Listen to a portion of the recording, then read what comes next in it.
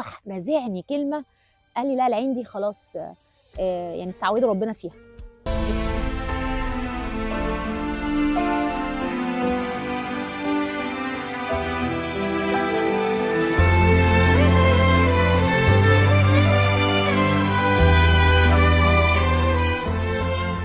قاعدة جديدة من واجعل لي وزيرا دعاء قلبي.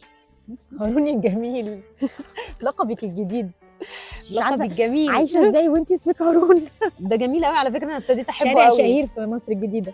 لا تصدقي انا ما عملتلوش ريليشن للشارع، بس لا هو انا ده حبيته. ده محطه مترو انا عارفة بس وشارع شهير جدا تجيبي منه الحاجات. لا انا ما خلاص قدام انا الشقة. في دماغي هارون اخو موسى، خلاص هي معايا كده. هارون خلاص الجميل. خلاص. النهارده كنت عايزه نتكلم في علاقه الدكتور بالمريض، وازاي ممكن يقدر يوصل له اي خبر ووقع كلام الدكتور واهميته على العيان. الحقيقه انا من الحاجات اللي بعطل فيها لما الاقي نفسي مضطره اقول خبر وحش لعيان، يعني ما يكونش متشخص بيه قبل كده ايا كان هو ايه، بس يعني اللي متشخص باي مشكله وجاي يتابع معايا عشان نظبط حاجه، واللي انا بقول له لاول مره انت عندك المشكله الفلانيه حاجه تانية خالص، وتلاقيني اكيد انت بتلاحظي بين التناقضات الرهيبه فيكي ان انت دكتوره دعاء سريعه في الكلام وفروكه لا وطلقه وسريعه امبالسيف، ولكن انا اوقات بتتحول في مواقف معينه، في كذا موقف ده منهم ان انت بتكلمي العيان بمنتهى الهدوء وبمنتهى الوقت، بنقي الحرف والحكمه والتفصيلات، ان انت بتاخدي وقت ان انت ازاي بتهوني عليه، بتفهميه بالراحه، بتجيبها له شمال وبتحتضنيه بالكلام. في تهويل وفي تهوين وفي مساحه في النص.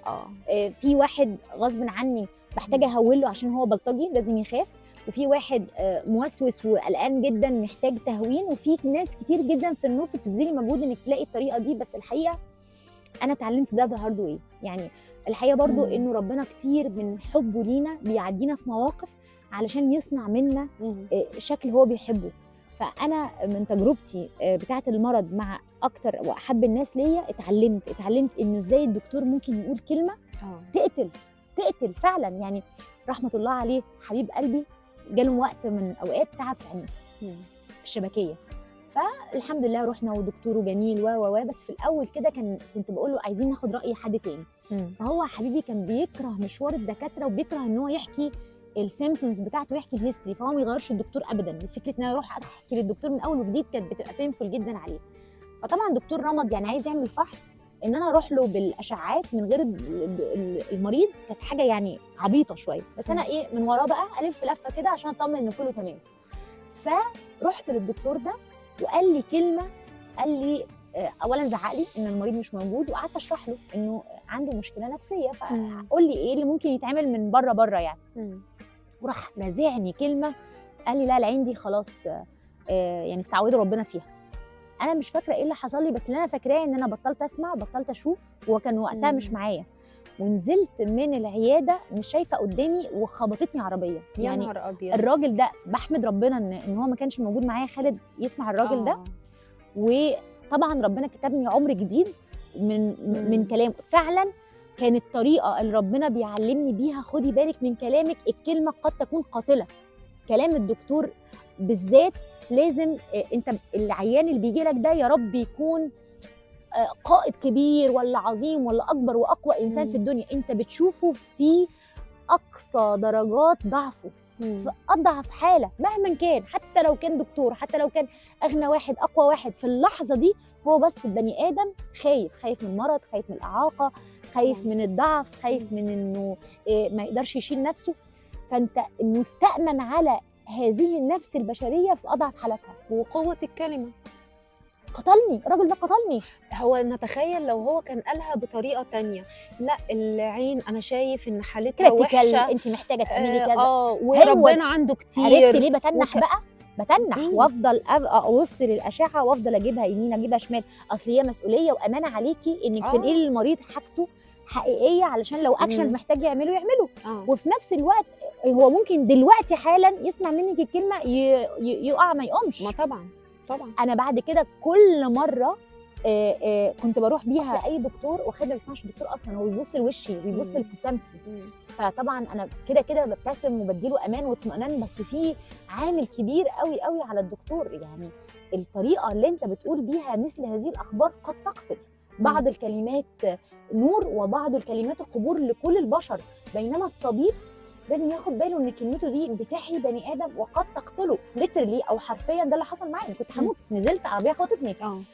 مهاره لازم الناس تتعلمها، ومهاره لازم الناس تشوف ازاي انا ممكن اقول لك اخبار وحشه وافتح لك باب الامل. يعني انا كتير مثلا لما بلاقي واحده ست مثلا مريضه سرطان، اقول لها انت ربنا هيشفيكي وهيستخدمك علشان بعد ما تعدي بالتجربه دي هتكوني مصدر نور للي حواليكي.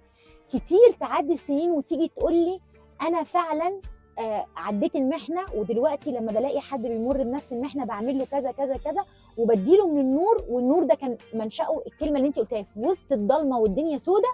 بفتكر كلمتك ان انت وقتها يعني زي الشمس كده لما طلعت نورت كل شيء. فموضوع مهم قوي، مهم جدا جدا. كان في عندنا فاكره عيانه كان حاصل لها حادثه وكانت فاقده الثقه في الدكاتره كلهم، وكنت انت اول حد تجي له تروح له كدكتور. كانت الدكاتره كرهت الدكاتره. أيوة. من بعد حاجه معينه الدكتور ده كان قاسي جدا. السيده ديت انا فاكراها كويس، هي تخنت قوي وبعد حادثه لما فقدت القدره على الحركه، وكمان بدا يجي لها مشاكل في مفاصل، كانت محتاجه تغيير مفصل، وراحت للدكتور والدكتور قال لها اذا مفصل ربنا مش شايلك بنفس الطريقه دي، عايزاني انا اركب لك مفصل يشيك، روحي خسي الاول. ف الست دي تراكم عليها الاصابه والحادثه ورجليها اللي مش شايلاها، وكل هذا الاذى وكل هذا المرض تحملته، واللي جابها ارض كلمه الدكتور. وكانت وهي بتحكي لنا كانت بتبكي بعد سنين وجعها، بتبكي وكارهه بقى اللي هو انا اتصاحب مع المرض ولا انيش اروح لدكتور تاني واحط نفسي وانا في حاله من هشاشه كده، يعني تحت قسوته، عرضه لقسوته. فبرضه دي من العيانين اللي علموني كويس قوي قوي قوي انه الكلمه ممكن تقتل. كلمه ممكن تقتل وممكن تحيي، ودي مهاره كلنا لازم نتعلمها. بصي هو انا مع ان الدكتور يقول الحقيقه للمريض. يعني انا في كتير لما عيانين بيجوا لنا ما بيبقوش راضيين يقولوا لقريبهم المريض حقيقه مرضه، ونخبي عليه وعشان ما يتصدمش. انا ضد ده تماما، لانه انا من حقي انا من حقي اعرف دنيا واخره. الطريقه تفرق بقى بالزبط. يعني نقول ازاي هو اللي احنا بنتكلم فيه ده علم. انا ازاي اقول له انت مش عارف تقول له تعالى لحد يعرف يقول له، بس هو من حقه كانسان ان هو يعرف هو عنده ايه ويتعامل معاه ويتحمله ازاي. صح. انا ده رايي في مصارحه المريض، بس بالطريقه التكنيك مهم جدا. الطريقه. وانتي قلتي في تهويل، بس انا الحقيقه بشوفك في تهويل. لا في الاثنين. لا في تهويل. التهويل بتاعك حنين.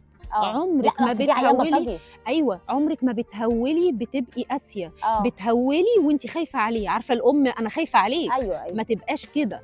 بس برضو التهويل ده مع ناس معينه، في بشر معينه يعشقون البلطجه لازم يحس بالخطر، لازم يخاف. ده بضطر اخوفه، في واحد تاني بضطر اطمنه، في واحد اقعد العب ما بين الحاجتين. بس كل ده في اطار من الحنان. لانه طالما جاي للدكتور انا في اضعف حالاتي، حتى لو كان دكتور تغذيه على فكره، انا مش قادر اتكيف مع وضعي، فانا تعبان، انا جاي لك وانا سيبك من اي مظهر اللي العيان بيدخل فيه بيتماسك، بس هو من جوه بيبقى بايظ جدا.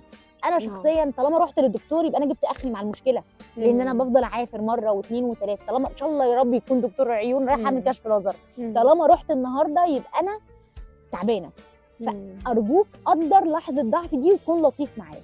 شفناها في عيانين كتيره كانوا حتى ما بيقبلوش الكلمات ولا ان حد يوجه لهم نصح، وشخصيات صعبه بيجوا بعد كده والشخص الصعب ده يقول لك انتي فرقتي معايا، انتي فهمتيني.